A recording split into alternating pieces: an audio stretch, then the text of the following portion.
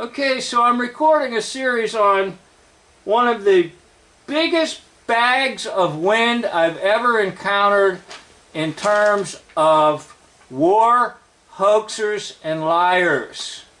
In fact, this gentleman enjoys it so much that he just can't contain himself from laughing at his own stories. And it's coming to you off a video called Iwo Jima, 36 Days of Hell, the true story. It's a DVD.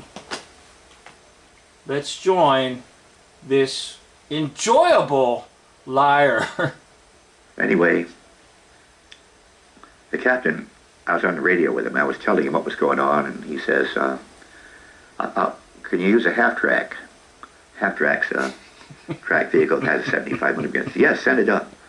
So he sent it up, and boy, it went steep. Hey, I thought maybe you said, can you use an 8-track tape? No, hey, can you use a half-track? Hey, listener, can you use a half-track? Right up to the edge, you know, and it was just, it's armored, and it was able to fire right down, point-blank fire at the Japanese, and we were really getting him. It took this couldn't have taken more than about 5 minutes total, you know, this firefight. But we got back on top. Once the half-track got there, we were able to come up, and our grenades were really getting him. The other thing that Sisk was doing, he was throwing grenades over the ridge, you know, so they would hit the Japanese as they came out of the cave and back. There must have been, I think, about 50 or 60 Japanese that were killed outside the cave, and I don't know how many of them died in the cave because we never got inside. You know, I didn't get inside. Some of the guys did go inside and came out with a couple of swords and things, but I didn't go in the cave. I just had other things to do. But things got pretty quiet about that time. We'd had some casualties, and we had to evacuate the casualties, and it looked like we were on top of things. You know, the Japanese, all the Japanese we knew about were dead. That's why it got pretty quiet, because all the Japanese we knew about were dead. You can't believe this guy. I hope you're watching the whole series and not just this one video right now. Watch the whole series, because he's the biggest bag of wind I've ever encountered so far in my several years of YouTube video exposing war as a hoax.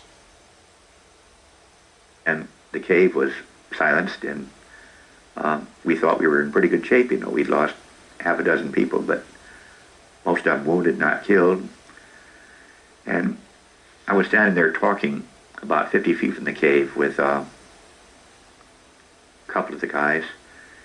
Suddenly there's tremendous noise like nothing I've ever heard before or since, you know, just the most god-awful noise you can imagine.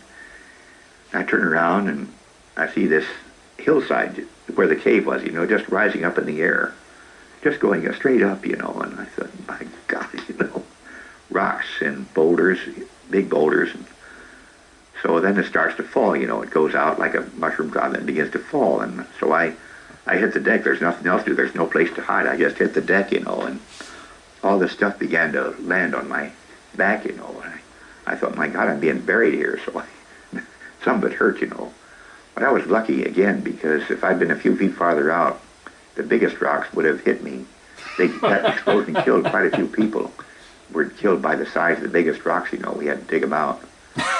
But the people were in closer, not too close to be blown up, but close enough. They got a lighter kind of rubble, you know. The big rocks had gone over my head. So I was only half buried, and when it all stopped, I could sort of force myself up, you know, and out. Remember, our radio had an aerial that was bent, you know, but it still worked. And I told the captain, I said, we've got to have stretcher bearers up here. We've got a bunch of people that need help right now. So the captain came forward with the whole headquarters company, you know. They all came up with stretchers, and they dug the people out and took them back. It's bad enough he had to worry about the Japanese in the caves, but the island blew up. A volcano! Hey, now now you know there's another hoax on this, a volcano hoax. He's been in the middle of fighting Japanese, and all of a sudden these rocks come out of nowhere. Look at him. He just loves his stories. And I'll tell you what, this is one of the most fun videos I've ever made about war hoaxing. We're still alive. And meantime, I'd taken the people that the captain had told me. He said, be sure you make sure that the line is plugged, because sometimes when they do that, there's a counterattack. So I took what guys could still walk, you know, and we went up and made a line to the, in case any Japanese came through it, but none of them did. There was nobody left. They had to counterattack at that time. Anyway, Yeah, I do have a question. When the volcano exploded on you, did it explode on the Japanese too? Maybe that's what happened to them. They all got knocked out by the volcano.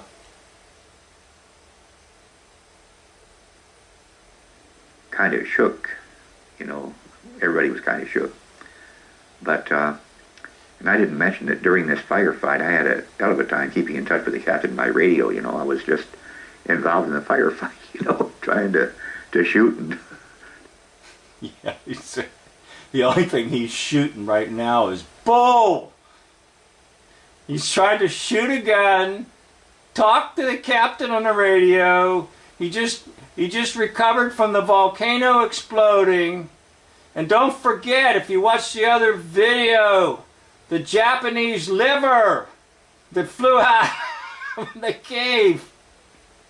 make sure that, go back and forth, make sure I knew what was going on, and the idea of, you know, working this switch and talking to him was just difficult. He kept chewing me out, you know. You gotta keep on, tell me what's happening. You know, don't forget to press the switch.